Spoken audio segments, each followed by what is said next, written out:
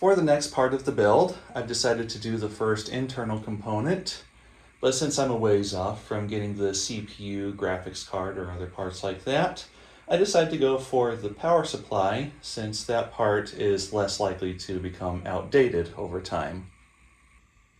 After searching around quite a bit and reading through a lot of reviews, I decided to get the Asus ROG Thor 1000 watt Platinum Series 2 power supply. So these are made by Seasonic. I believe it's based on one of their Focus platforms. So very high quality. And it has a few other nice touches to it, like this wattage readout on a little OLED screen, as well as a little bit of RGB lighting along the logo there, as well as the corner. And it also has larger heat sinks than most power supplies in this range, which allows it to be cooled passively up to about 500 watts, or so they claim. I'm guessing a lot of that depends on your case's airflow, but with the one I'm using, I don't think that's going to be a problem.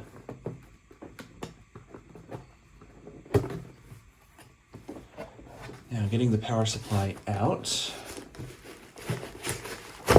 There it is, under some very nice protective packaging.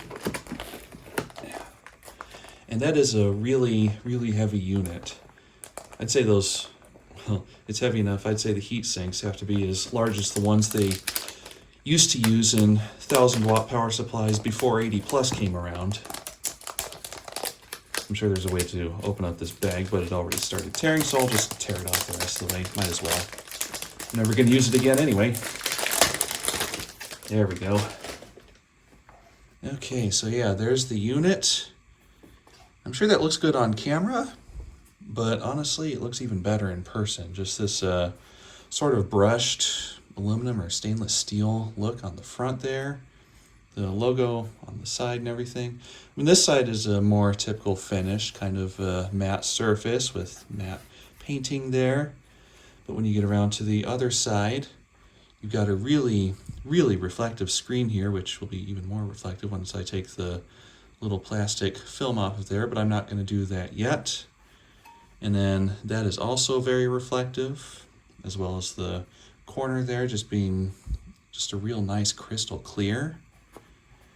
Yeah, you can see the big 140 millimeter fan inside, which has a ring around the blades to help focus the airflow.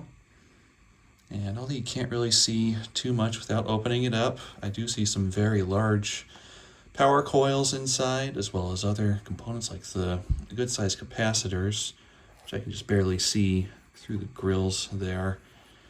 Again, you can't really see much of that without opening it up, but I'm not going to do that. If you want to know what the inside looks like, there are a few reviews out there you can read that have some real good photos and a component analysis and everything. Anyway, I think we should get on to the installation here. And before I start with the installation, I will also note the really nice bag of cables here you get. So everything is wrapped inside of there. I already opened that one up just before I started filming this, so you can see. Yeah, I just wanted to have a look at the cables and then thought, wait, I should get this on camera too. Anyway, these are all individually braided cables. As you can see there, very nice quality. I personally prefer bundled braiding instead of individual like this. I mean, you can definitely see the appeal of having these individually braided cables, but when they're all the same color like this, it's a little bit boring. That's not really a big deal though. And there are a few cables which are of the flat variety instead of braided. This here is this 2 cables? I think this is just 1. Anyway, this is the 12-pin NVIDIA graphics cable.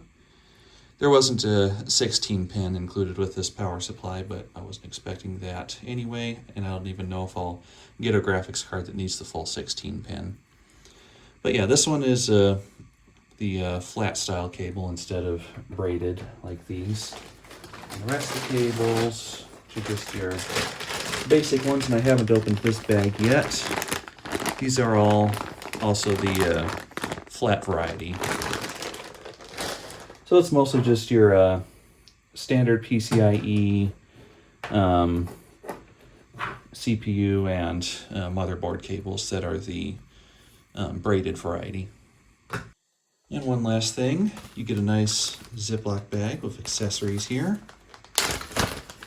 So that includes your instruction manual, which is a pretty thick one. I'm guessing that's because it's in 1,000 languages. And advertising stuff.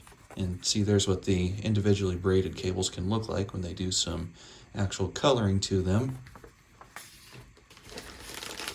And these are clips for organizing those individual wires. I'm sure I'll find more use for those later.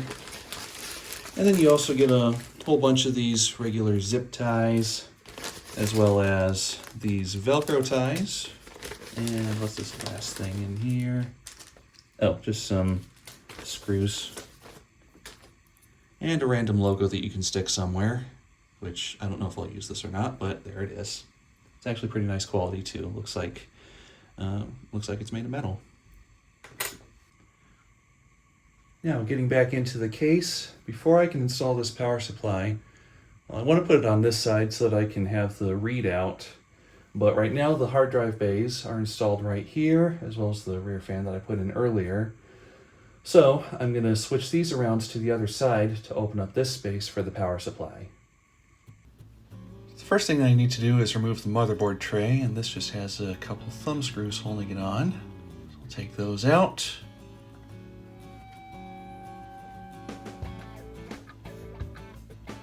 And there's actually one more in back here, so I'll take this out too.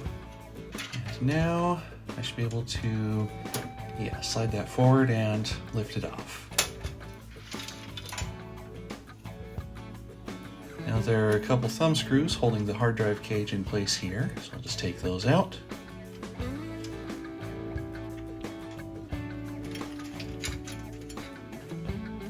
Move that out of the way. And that just pulls right out now. Very simple. I also need to take this support piece out. There's just a couple more screws.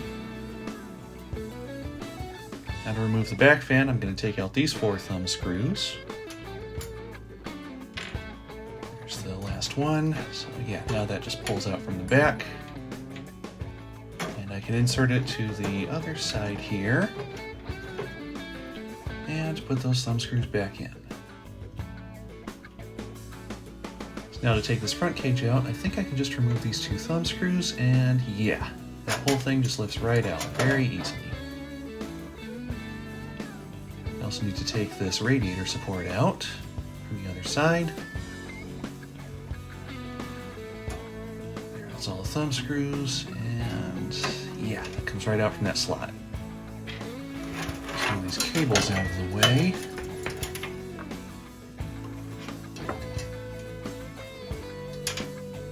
Now I should be able to drop this right back into place. Move onto those hooks.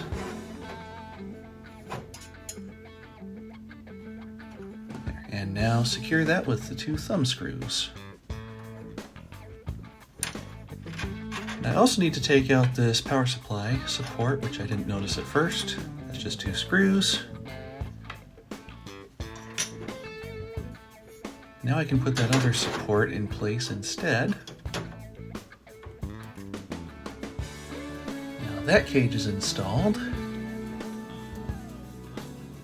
I'll just slip this hard drive bay out. Out the hardware pack.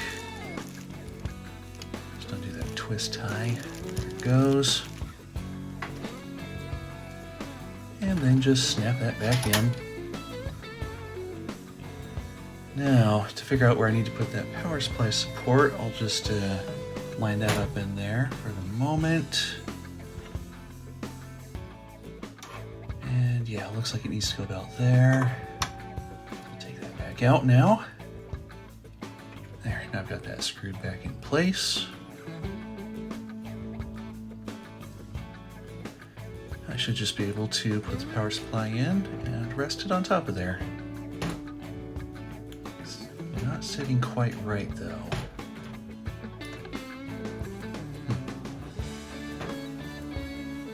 you know what? Those cable loops are in the way.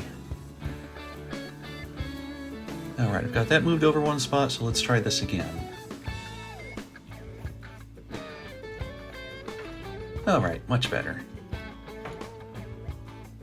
Now I'll just get those thumb screws started in there so that I can get things lined up.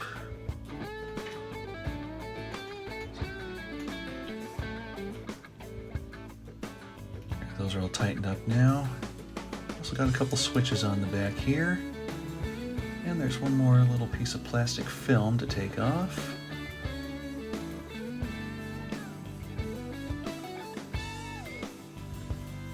That's really on there. Yeah, there it goes. And now I can put the motherboard tray back in place. It's not quite fitting though. Now, you know what? I think this hard drive holder is in the way. I'll just there, snap that out.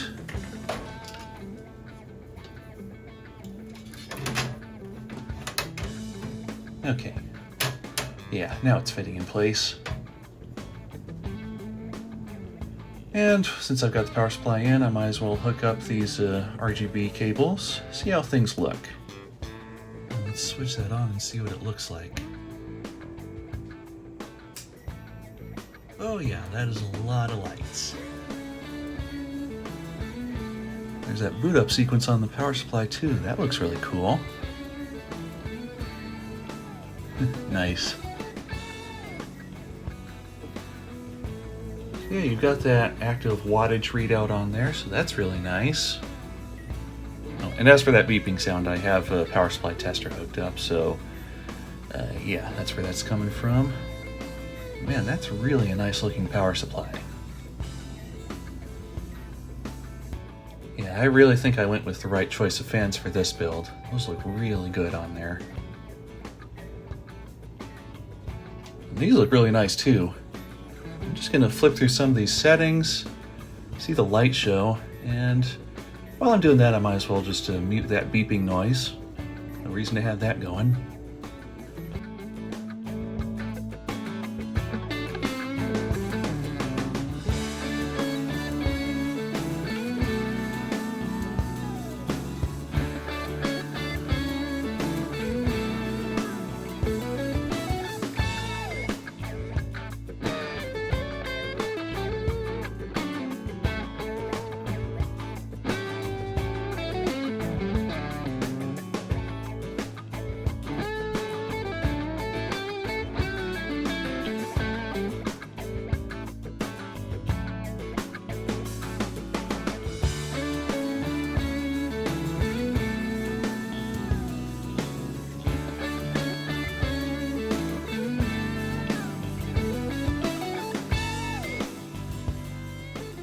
So that's going to be all for this video. Next up, I think I'm going to look into the water pumps and reservoirs, so I have all that ready and figured out for when I actually get the rest of the system.